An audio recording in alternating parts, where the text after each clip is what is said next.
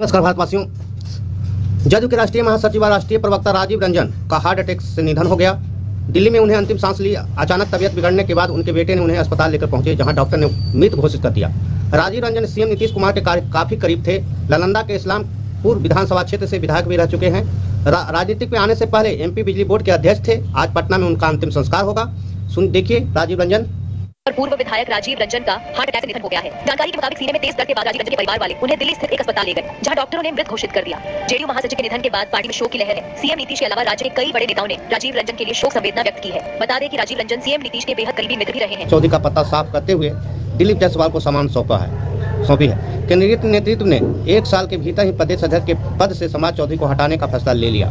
लोकसभा चुनाव के नतीजे और कुशवाहा वोट बैंक में विपक्ष की सेंधमारी समाज चौधरी के पद से हटाए जाने का मुख्य कारण माना जा रहा है। बिहार में भूमि सुधार मंत्री के रूप में काम कर रहे दिलीप जायसवाल को बीजेपी ने प्रदेश सचिव बनाकर जिम्मेदारी सौंपी।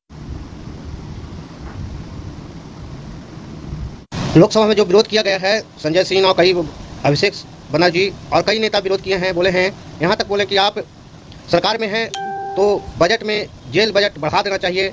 और इस पर क्या मजाक हुआ है, क्या ना हुआ है, सुनिए। भारत की सरकार, आदरणीय नरेंद्र मोदी जी की सरकार अगली योजना लेके आएगी। इस देश के नौजवानों को मुफ्त में 5 करोड़ कटोरा बांटा जाएगा। ठीक हो योजना। इनमें और अंग्रेजों में कोई फर्क नहीं, सिर्फ कलर का फर्क है। कैसा ये हादसा है मेरी जिंदगी के साथ, कैसा ये हादसा है मेरी जिंदगी के साथ। मैं हूँ किसी के साथ, मेरा दिल किसी के साथ। ये बजट तो कुर्सी बचाओ, सहयोगी दल पटाओ और हार का बदला लेते जाओ बजट। अरे जेल का बजट तो बढ़ा दीजिए, 300 करोड़ रुपए जेल का बजट, जेल का बजट बढ़ा दीजिए।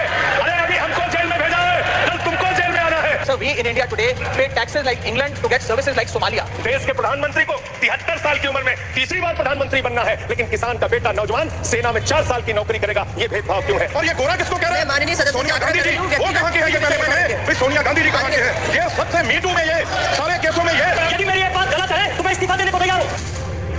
देश की जनता ने उन सीटों पर 18% जीएसटी लगाकर इनको 240 सीटों पर ला किया सर। इसके कई कारण बताए जाते हैं। कोई कहता है कि धर्म का कार्ड नहीं चला, कोई कहता है जातीय कारण है, तो कोई कहने लगता है कि टिकट डिस्ट्रीब्यूशन में कमी रही। सर ये सब ऊपरी कारण है। मैं 3 कारण बताता हूं जिस वजह से भारतीय जनता पार्टी की ये दुर्दशा हुई। पहला कारण है इकोनॉमी, दूसरा कारण है इकोनॉमी, तीसरा कारण भी इकोनॉमी। ये राष्ट्रपति के अभिभाषण पर चर्चा नहीं है, ये आम बजट पर चर्चा है। माननीय राघव चड्ढा जी आपस में बात नहीं करें। माननीय राघव चड्ढा जी, ये राष्ट्रपति के अभिभाषण पर चर्चा नहीं है, ये आम बजट पर चर्चा। बोलिए बजट पे बोलिए। सर अगर आपने मेरी पूरी बात सुनी होती तो शायद इतनी आपत्ति लोगों को ना होती। सर मैं यही कहना चाह रहा हूं कि कई कारण बताए जाते हैं चुनावी हार के, लेकिन मेरे मुताबिक 3 महत्वपूर्ण कारण है। पहला कारण इकोनॉमी, दूसरा कारण इकोनॉमी और तीसरा कारण भी इकोनॉमी। मैं इकोनॉमी की बात कर रहा हूं, चुनावों की बात नहीं कर रहा। सर पहला कारण, सर मैं बैठ जाता हूं, सर इनको चलाने दीजिए, मैं बैठ जाता हूं। माननीय सदस्य बैठिए। जब आपका समय आए तो आप बता देना दिल्ली में कैसे आ रहे, अभी उनको बोलने दीजिए।